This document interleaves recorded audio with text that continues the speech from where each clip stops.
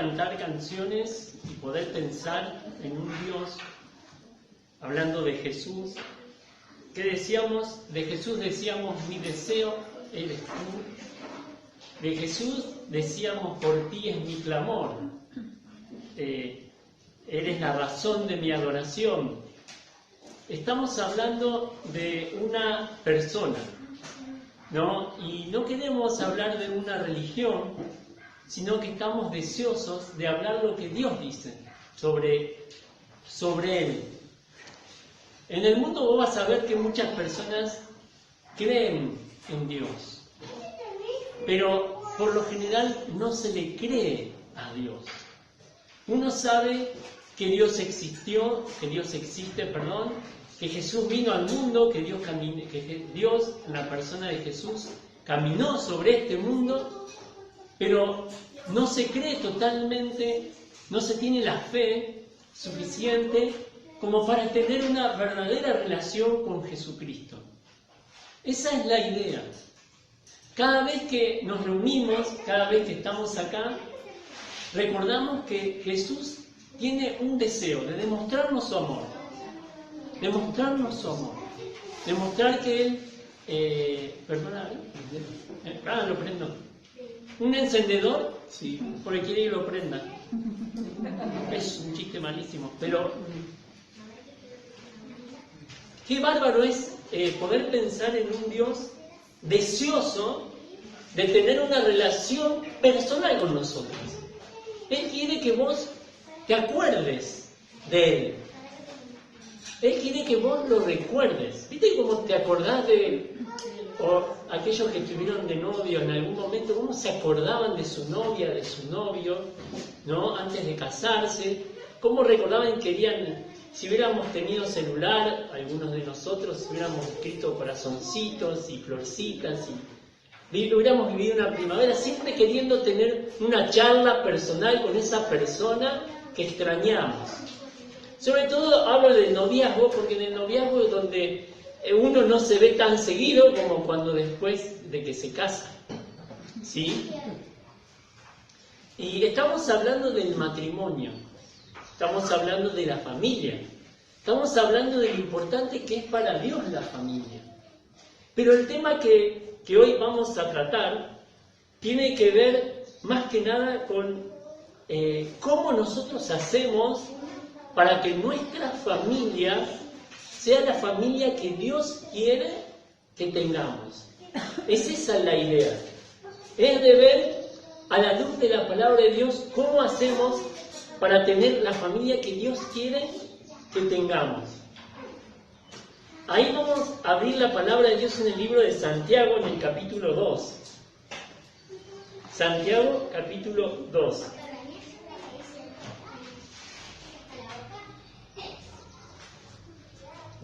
Espero para que lo busquen.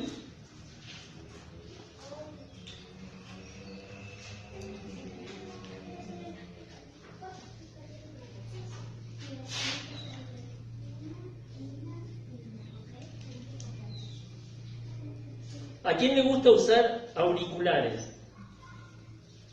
Somos dos, nomás 3, 4. ¿Vieron cómo son los auriculares? Vos te compras, yo me compro y uso porque escucho la radio en el trabajo, ¿no? Entonces casi siempre estoy solo, entonces estoy escuchando la radio, música, mensajes, un montón de cosas que uno puede escuchar. Pero algunos dicen que el matrimonio es como el auricular. Que primero cuando es nuevo, cuando recién lo empezás a usar, se escucha bien, ¿sí? Después empiezan los enredos, con el cable, ¿viste? Después uno de los dos no funciona, ¿sí?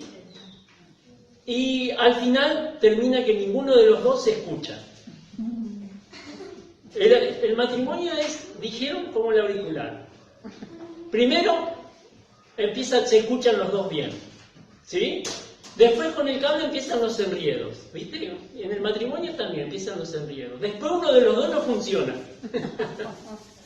Hasta que después, al final, ninguno de los dos se escucha.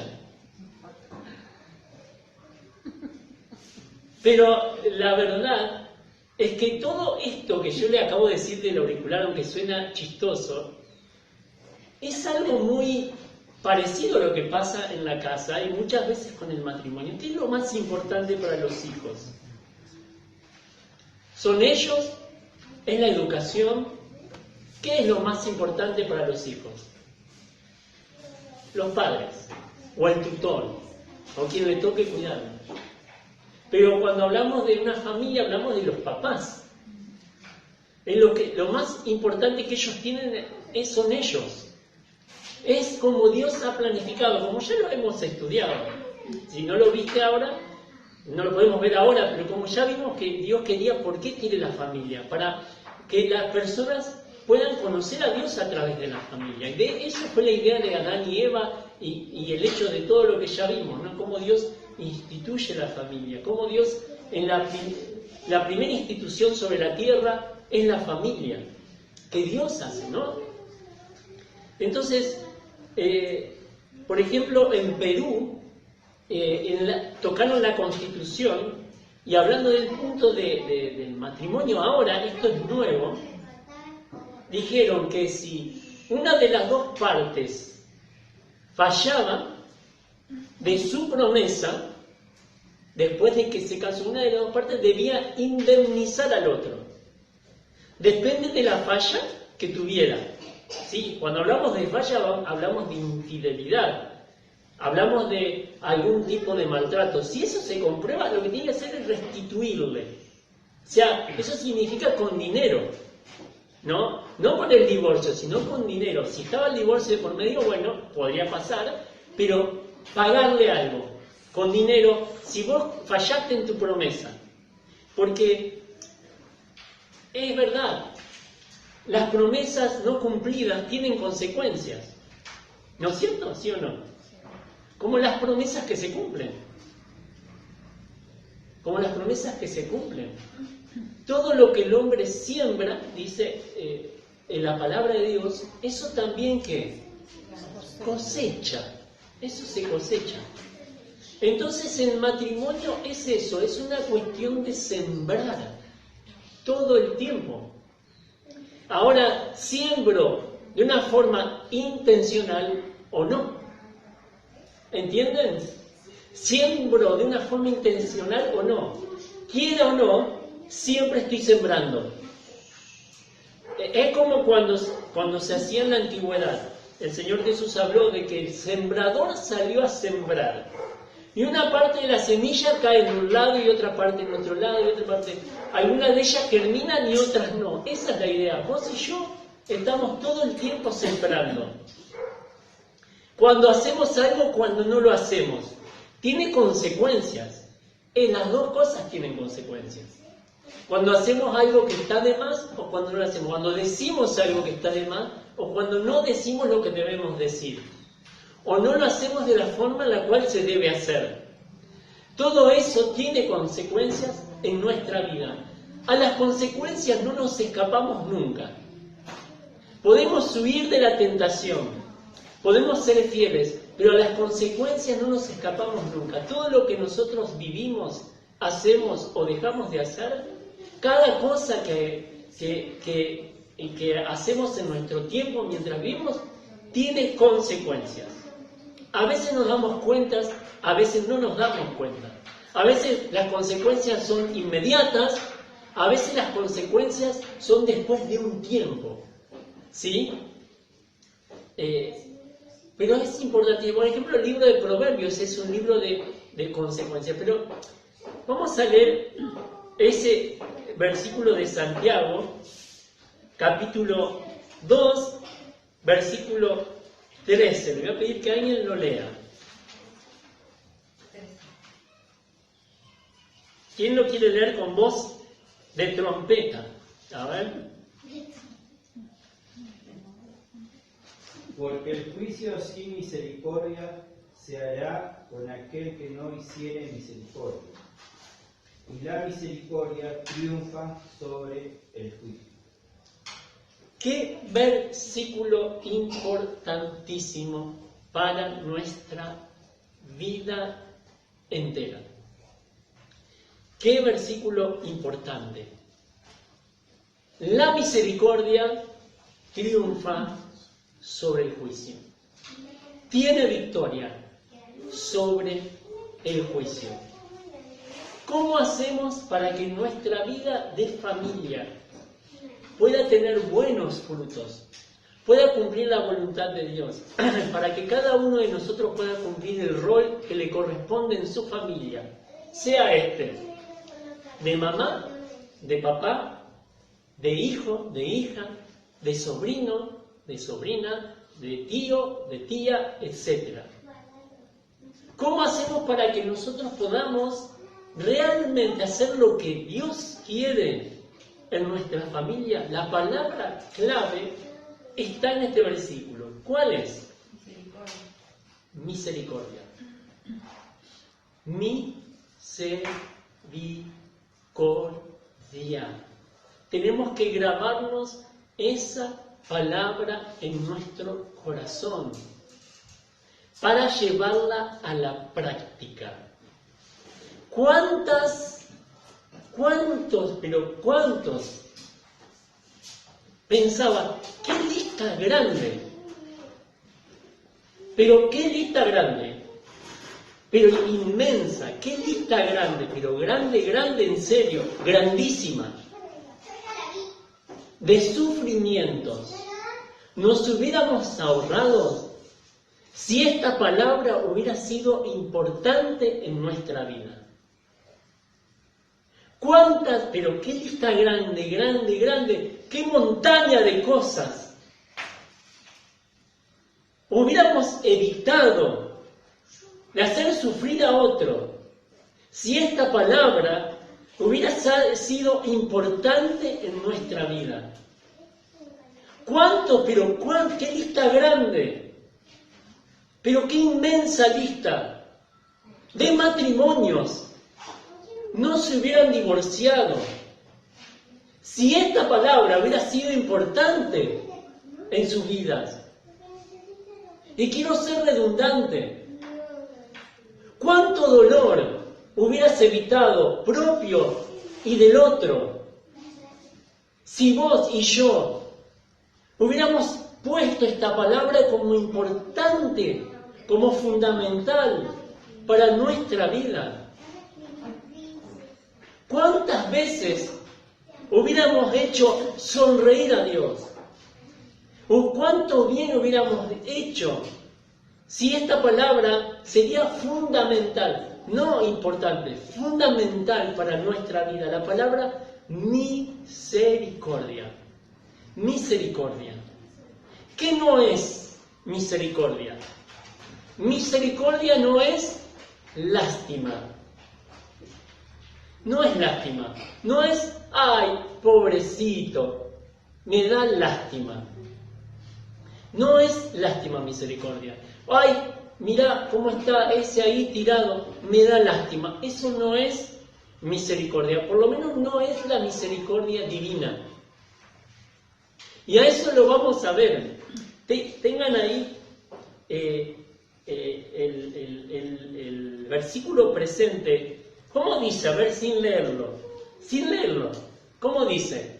Digan cómo se le ocurre que se acuerden de este versículo ahora. Porque sin juicio no hay misericordia. Ajá, más o menos. A ver. Otro. Que se anime. Bien, esa valentía fue la primera. Tendría que tener un premio porque fue la primera. Le erró feo, pero bien. No, mentira, no le erró bien. A ver. ¿Cómo leyó el versículo más? ¿Se acuerdan? ¿Quién se anima? La misericordia le gana el juicio. Bien, bien, ahí está. La misericordia le gana el juicio. En la mochila. ¿Quién será hija? No tiene vergüenza. No, porque va a tener... Está en el baño la mochila. Corta esa parte, perdón. No, ya sí. Mucha hora editando. ¿Y qué es juicio? Juicio es darte lo que mereces. Eso es juicio. ¿El juicio es algo bueno o malo? también depende de qué juicio. Depende del juicio. Pero el juicio es necesario. Sí. Porque cuando hay problemas, cuando uno gana juicio o cuando uno está perdiendo el juicio. Y cuando lo pierde. Cuando uno pierde el Cuando juicio. lo gana está contento. porque- Claro, exacto. Cuando uno pierde el juicio, en cualquier aspecto que uno ponga esa frase, perder el juicio, es eso, es pérdida. Trae problemas. Si vos perdés el juicio con alguien, eso significa que ese alguien va a sufrir. Claro, el juicio no es malo. La cuestión es cuando el juicio es lo único.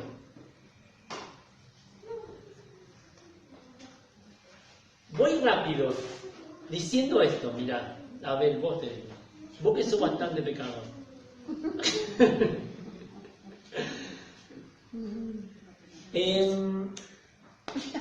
¿Qué merecemos de Dios?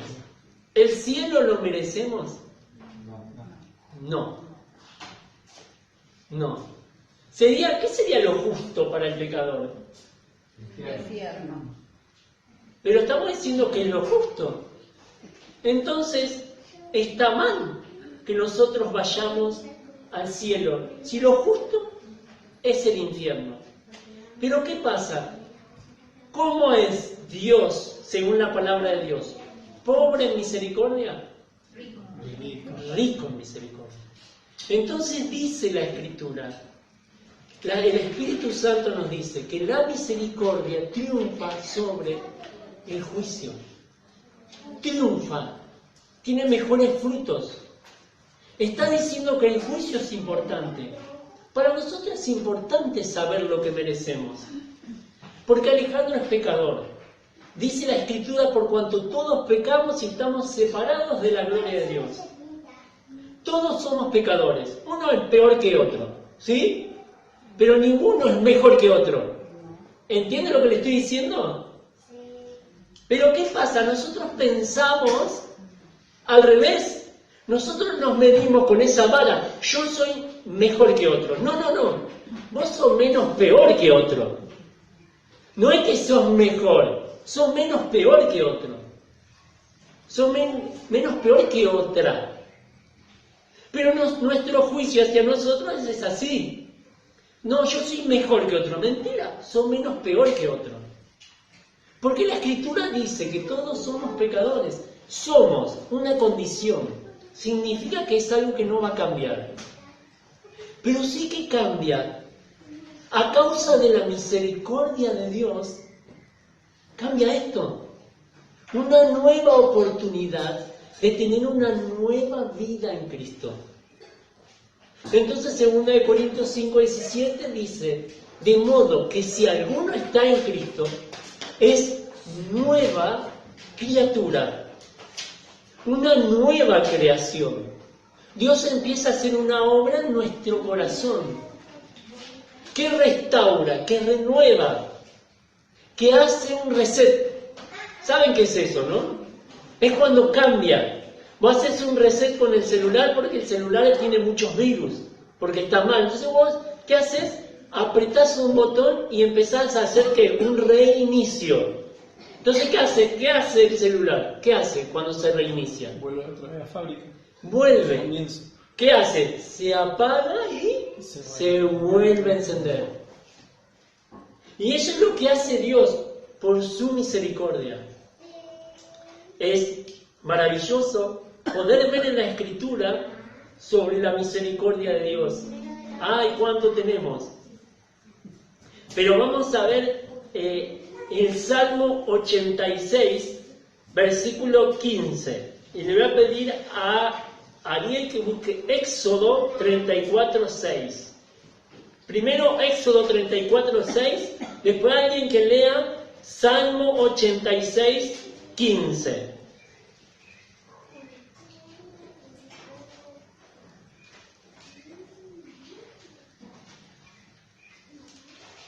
Éxodo 34:6. Sí. Y pasando Jehová por delante de él, proclamó: Jehová, Jehová, fuerte, misericordioso y piadoso, tardo para la ira, y grande misericordia y verdad. ¡Qué hermoso! Clamó, Dios, Dios. ¿Cómo dice Daniel? Jehová, Jehová, fuerte, misericordioso y piadoso, tardo para la ira, y grande misericordia y verdad. ¿Cuántas veces redunda en esta palabra? Qué hermoso versículo para memorizar. A ver quién tiene el Salmo. Mas tú, Señor, Dios misericordioso y clemente, lento para la ira y grande misericordia y verdad. Qué hermosos versículos. ¿Cómo es Dios? ¿Qué es lo que uno le dice? Por ejemplo, estamos aconsejando a alguien que se quiere poner de novia, de novio, y dice, pero no va a andar. Y uno le dice como consejera, como consejero le dice, no te preocupes, Dios nunca llega a ¿qué? Tarde. Nunca llega tarde. Dios nunca llega tarde. Pero acá dice, leímos en la Escritura, algo que, por ejemplo, a las esposas no les gusta de los esposos. Hay muchas cosas a las esposas no les gustan de los esposos. Una es esta, la lentitud. Cuando le dice, ¿me alcanzás eso? No te está diciendo, como decimos los varones, sí, ya voy, espera que patee el pulga el tiro libre. No, eso no le va a decir. No, si te dice alcanzarme eso, ¿cuándo es? ¿Después de que patee el pulga? No, antes ya en el momento. El momento. Es más, antes que te lo diga ya te lo digo. ¡Pare! Ya. Sin embargo, esposas, los hombres tenemos algo para decir. Son lentos. Que cuando nosotros somos lentos, ¿estamos imitando a quién? Al Señor. A la tortuga. Al Señor.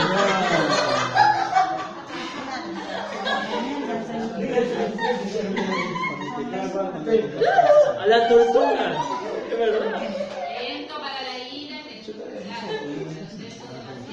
Pero fíjense, qué bárbaro cómo es Dios. ¿No te llama la atención de que la Biblia dice que tenemos un Dios lento? ¿No te llama la atención pensar que el creador del universo en algún punto, en algo, es como que llega tarde? ¿No te llama la atención de que Él es capaz de no dejar de ser santo, pero de hacer de su santidad la oportunidad para traerte hacia Él, a pesar de que nosotros merecemos el castigo, la ira de Dios? ¿No te da ganas de abrazar a esa persona que tiene ganas de darte tanto favor? De decirte te amo, quiero que estés bien, tené paz, yo no te voy a castigar, porque yo soy lento para la ira. Y cuando los hombres decían esto, estaban conscientes de que estaban hablando con Dios y de Dios. Entonces, cuando vemos todo esto de nuestro Dios, que Dios es lento para la ira y grande misericordia, nos empieza a desafiar a nosotros este Dios. Y vamos al libro de Proverbios, capítulo 22, versículo 9. ¿Quién lo quiere leer?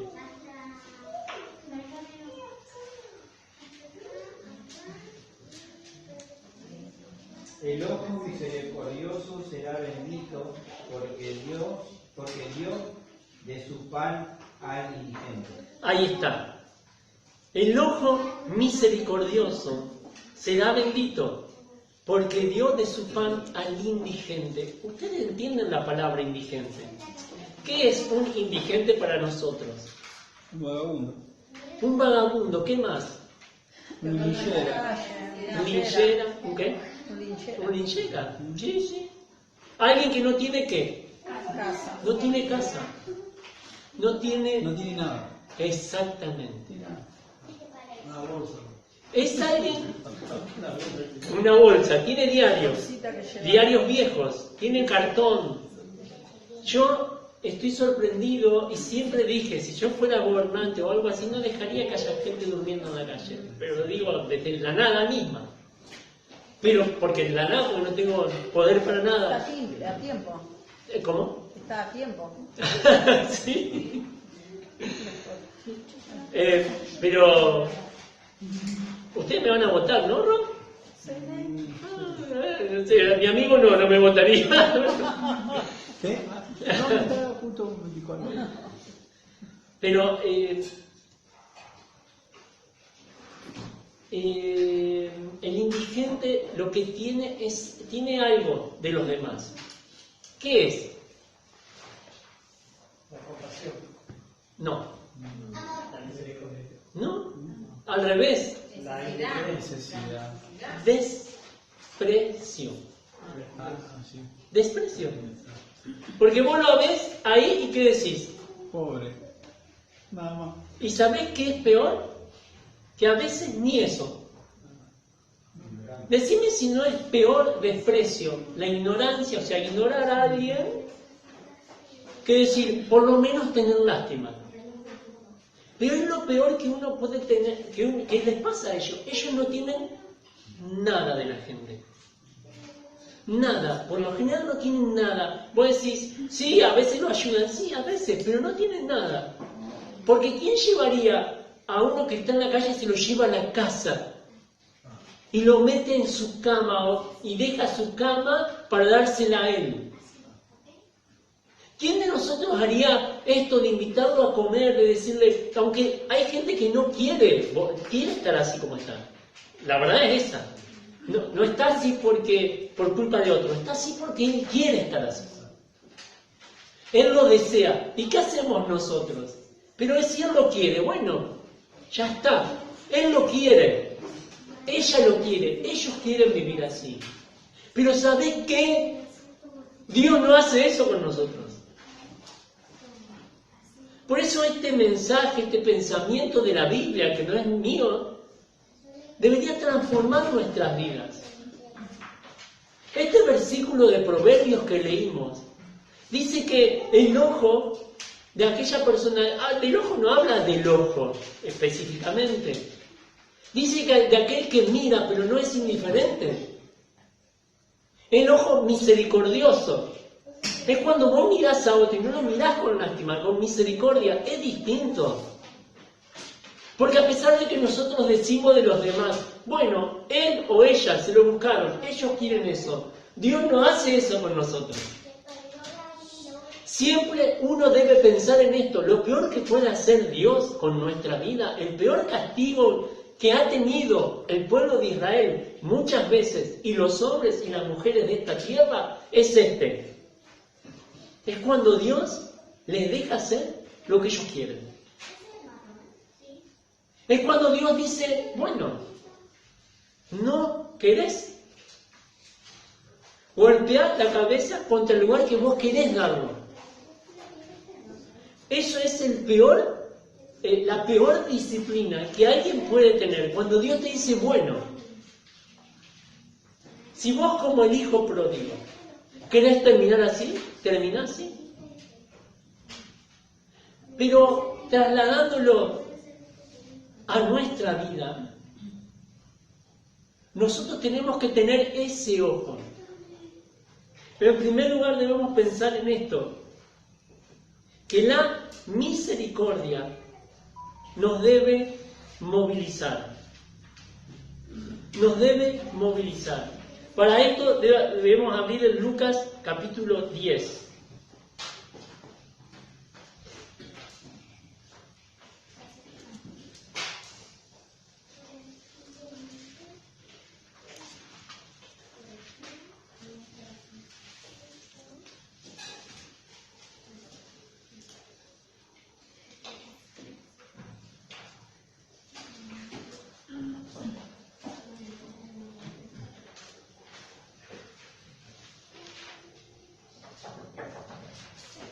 Lucas capítulo 10,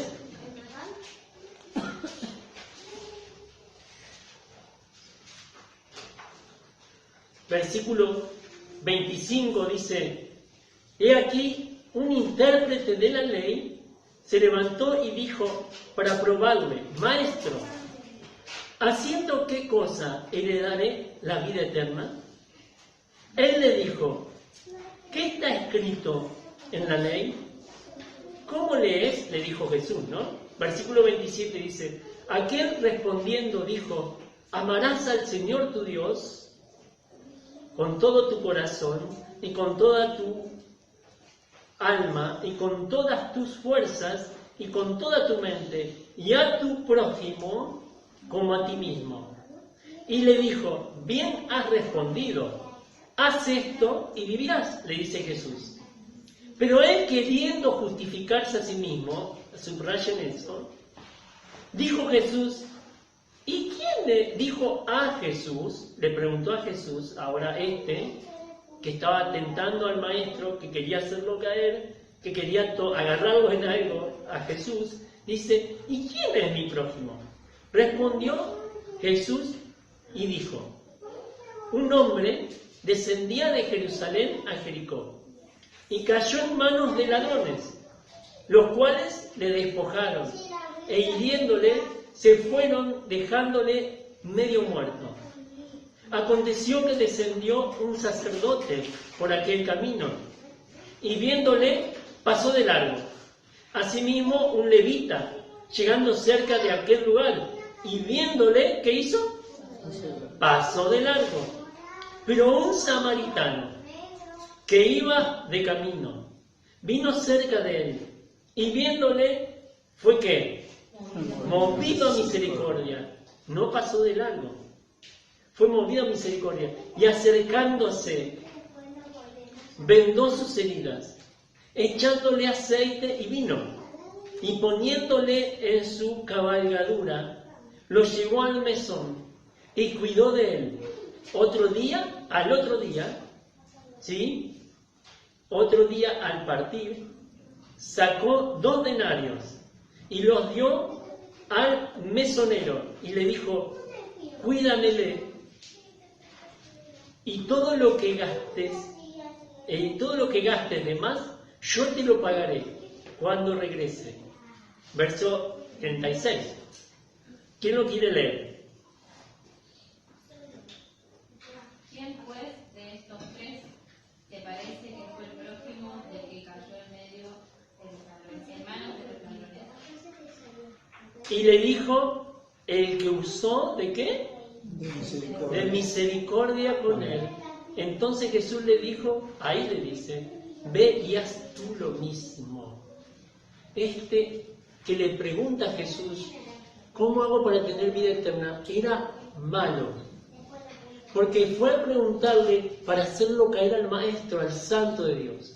Entonces él vino malo. Entonces él le dijo el verso, que en realidad era verdad. Lo que él sabía era el primer mandamiento: amarás al Señor tu Dios con toda tu fuerza, tu mente, etc. Estaba diciendo bien has dicho, ¿no? Le dice Jesús. Entonces, pero él, el versículo 29, queriendo justificarse a sí mismo, le dijo: ¿y quién es mi prójimo? Esta palabra prójimo, ¿quién es mi prójimo? Y la pregunta era: bueno, ¿a quién yo tengo que comportarme así? Entonces ahí es cuando le relata Jesús esta historia. Descendía de Jerusalén a Jericó. Algo importante sobre esto. Era común. Jesús no le está diciendo algo que ellos no sabían. Era común que el de Jerusalén descienda a Jericó.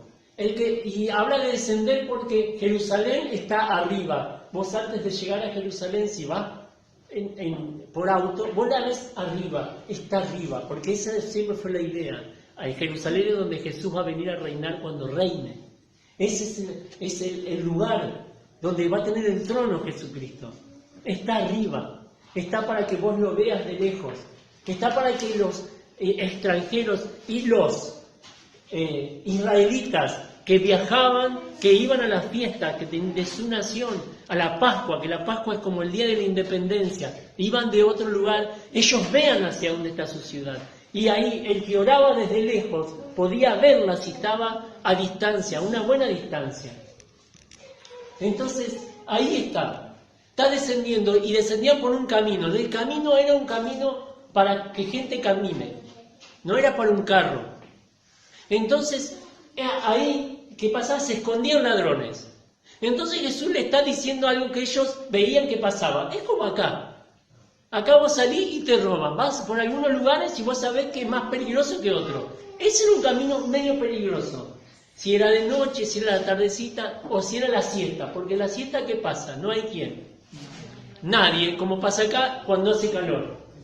En la siesta no hay nadie y te roban. Te roban. Uno le tiene miedo a la siesta. Eso pasa en Santa Fe mucho. Se le tiene miedo a la siesta, porque en la siesta te roban, porque no hay nadie. En verano, exactamente. Ahí también se escondían, lo asaltaban a los que viajaban, lo golpeaban y lo dejaban ahí tirado. Eso pasó con este hombre. Entonces Jesús le está diciendo algo que pasaba. Y está diciendo que pasaron 3. 2 conocían la Biblia a la perfección. Uno de ellos estaba en el templo. Estaba cerquita de Dios, el levita. El otro conocía la ley, conocía la palabra de Dios. Pero pasa un samaritano. Un samaritano es una mezcla de judío con alguien que no es judío. Para ellos era despreciable. Entonces Jesús dice, pero pasó un samaritano. 2 pasaron de largo. Hay detalles ahí que no los puedo decir ahora. Porque ellos lo vieron de lejos. Cuando lo ve el samaritano, ¿saben qué hace? Lo ve y se acerca. Lo distinto. Versículo 30, dice ahí, versículo 30, respondiendo Jesús le dijo, un hombre descendía de Jerusalén, quería decirle el versículo 33, pero un samaritano que iba de camino, vino, ¿qué cosa? Lejos de él, él se acercó y viéndole fue movido a misericordia. Dice, vean lo que dice, el versículo 34 es maravilloso, es hermoso. Y acercándose, vendó sus heridas. Miren la imagen. Echándole aceite y vino. Lo primero que hizo, le echó aceite, le echó ibuprofeno y le echó alcohol, vino. Lo desinfectó y le echó algo para el dolor, el aceite. Lo vendó después. Dice que lo vendó y le echó aceite. Está diciendo todo junto, pero lo que pasa es que hizo así. Después lo vendó. ¿Después qué hizo? Miren el detalle ahí del versículo 34. ¿Qué hizo? Lo puso arriba del caballo. Bien. ¿De quién era la cabalgadura? De él. Significa que no era una moto. ¿Vos qué podés hacer la moto por lo general? Llevas a otro. ¿Qué hizo el hombre? Agarró y puso al herido en su caballo. ¿Qué significa esto? Exactamente. Que él fue caminando. Ahora él tenía que hacer 2 cosas. O bajar o subir. O bajar o subir. Pero él tenía que ir caminando. Lo llevó a un lugar. Lo puso en el mesón. El mesón es el hotel, no era un hospital. Él encontró un lugar para hospedarlo. En este lugar que él eligió, dice el versículo 34, en su caballo, y lo llevó al mesón. ¿Qué dice después? Y cuidó de él. Verso 35, detalle. ¿Qué dice? Otro día al partir. Significa que él... esto es importante. Esperen. Versículo 30. Dice, respondiendo Jesús le dijo, un hombre descendía de Jerusalén en Jericó y cayó en manos de ladrones, los cuales lo despojaron e hiriéndole y se fueron delante. ¿Y qué pasó? ¿Cómo lo dejaron? Medio muerto. Él esa noche lo cuidó. ¿Qué significa? Que él que no durmió. Porque él estaba medio muerto. Él lo cuidó. Él se quedó sentado ahí. Pero no solo eso, pasaron días hasta que él vio que estaba mejor. ¿Qué hizo? Ya terminando. El samaritano, ¿qué estaba haciendo? ¿Perdón? Claro. ¿Sabes? Antes de encontrarse con él, con el que estaba tirado en el piso, ¿qué hacía? Pasaba. Iba de día. Ajá. ¿Tenía un destino? Sí, porque dice ahí que los que iban descendiendo a Jericó, entonces él podría haber estado ascendiendo o descendiendo, tenía un destino. Ahora él se quedó con él, lo curó, lo dejó ahí. Y después dice que antes de irse, él lo pone en el mesón y le dice al del hotel, ¿qué le dice? Que lo cuide. ¿Y qué le dio? Le pagó. ¿Cuánto le dio? Denario. ¿Saben? Cuando un jornalero ganaba por día un denario, entonces él le pagó 2 días. ¿Sí? 2 días. El valor de 2 días. Bueno, ¿cuánto gana alguien? Puede ganar hoy 3.000 pesos, 4.000 pesos. O sea que él le dejó, supongamos, 2.500. Le dejó 5.000 pesos. Y le dijo, si vos gastás de más, después me decís. Ahora, abro y cierro esto rápido. Vos decís, ¿pero cómo? Le dijo de palabra, claro. Porque en aquellos tiempos y en esos lugares, y esa gente creía. Si le decía, lo iba a hacer. No era que no lo iba a hacer como ahora. Necesitaba, bueno, filmame esto, haceme esto. Pero... Ya estoy por terminar. Pero esto es fundamental. Es fundamental. Prestemos atención a esta enseñanza de la palabra de Dios. Es la misericordia. Eso se da a alguien que no lo merece. La misericordia es eso. De hecho, misericordia viene mise de miseria y cordia viene de corazón. Entonces la idea de la miseria cerca del corazón. Entonces cuando Dios tiene misericordia de nosotros, significa que está amando a alguien que está en miseria. Y eso es lo que somos nosotros. Pablo dijo, ese era el título del pensamiento, Pablo dijo, miserable de mí, ¿quién me librará de este cuerpo de muerte? Y cuando dice eso, no está hablando de su físico solamente, está hablando de su estado natural. Miserable de mí. Y cuando Dios muestra misericordia, está amando la miseria. ¿Y la miseria quiénes son? Nosotros. Y no quiero ser duro con ustedes. Estoy diciendo la verdad de todos nosotros. Ninguno es mejor que otro. Solo somos menos peor que otro. Entonces, la palabra ahí clave es la palabra cuando él le dice, ¿y quién es mi prójimo? Ahí donde entra la familia. ¿Quién es tu prójimo? Y vos decís, ¿a quién le puedo hacer misericordia?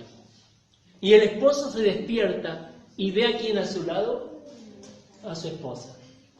Y va al living, al comedor, y ve a sus hijos.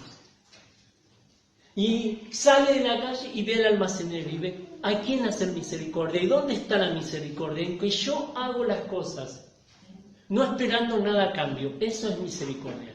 Y hago las cosas aunque el otro no lo merezca. Ahora se dan cuenta, si todos nosotros fuésemos misericordiosos, ¿cómo sería tan distinto el mundo? Ninguno queriendo ocupar el lugar del otro. Ninguno queriendo sobresalir del otro. Eso es un milagro que tiene que Dios obrar en nuestra vida. Es el milagro de transformar nuestro corazón. La misericordia nos moviliza. Fue movido a misericordia. Y entonces le está pidiendo a este hombre malo. Jesús le dijo, bueno, haz lo mismo. Y es lo que Jesús nos está diciendo a nosotros. Empezando por lo que tenemos más cerca, porque prójimo es próximo. Prójimo es próximo, es el que está más cerca de nosotros. Es el que tiene necesidad. Ese que necesita de mí. ¿Quién necesita de vos? Tus hijos, tu esposo, tu familiar, misericordia. Eso es misericordia. Dárselo a aquel que no lo merece. Es lo que tenemos de Dios. Y es lo que los símbolos nos recuerdan de Dios. Cuando Dios nos muestra el pan, nos recuerda que Jesús murió en la cruz por nuestros pecados. Y cuando yo parto el pan, recuerdo el cuerpo de Jesús, golpeado, maltratado, escupido, molido por nuestros pecados, dice el Señor. Y tenemos que orar para que como Dios tuvo misericordia de nosotros, nosotros tengamos misericordia de los otros. Dios nos manda a nosotros a tener misericordia de los demás. Es lo que nos hace más parecido a Dios, porque en la misericordia es donde está el perdón. En la misericordia es donde hay amor. Dios ama todo y tiene misericordia para todos. Hace salir el sol sobre buenos y malos. Todos tienen su alimento. Todos tienen su cuidado a pesar de que se olviden de Él. Eso es misericordia. Y ahora, en este símbolo, está también la misericordia de Dios. Le voy a pedir a Piki que nos dirija al Señor en oración, agradeciendo por lo que significa el pan y recordando que nosotros debemos también ser misericordiosos. Querido Dios y Padre Celestial, te alabamos porque eres grande, porque tu palabra, Dios, es viva y eficaz. Gracias, Dios, por estas palabras, Dios. Gracias porque nos hace recordar que tú nos amas. Gracias porque tú viste nuestra condición, mandaste a tu Hijo a morir en aquella cruz. Y este pan, Dios, representa esa misericordia incomparable que tú tienes hacia nosotros. Aún, Dios, sabiendo que te fallamos cada día, aún sabiendo que muchas veces te damos las espaldas, aún sabiendo, Dios, que somos olvidadizos de ti. Te alabamos, Dios, porque tu misericordia es grande. Amén. Y tu soberanía, Dios, al darnos cada día, Dios, el privilegio de poder levantarnos, de poder vivir un día más. Te alabamos, Dios, porque tú eres grande. Y gracias por este pan, Dios, que representa ese cuerpo que fue azotado, que fue clavado en aquella cruz de vergüenza, por amor de mí y por amor de nosotros. Padre amado, dejamos todo en tus manos, en tu nombre oramos.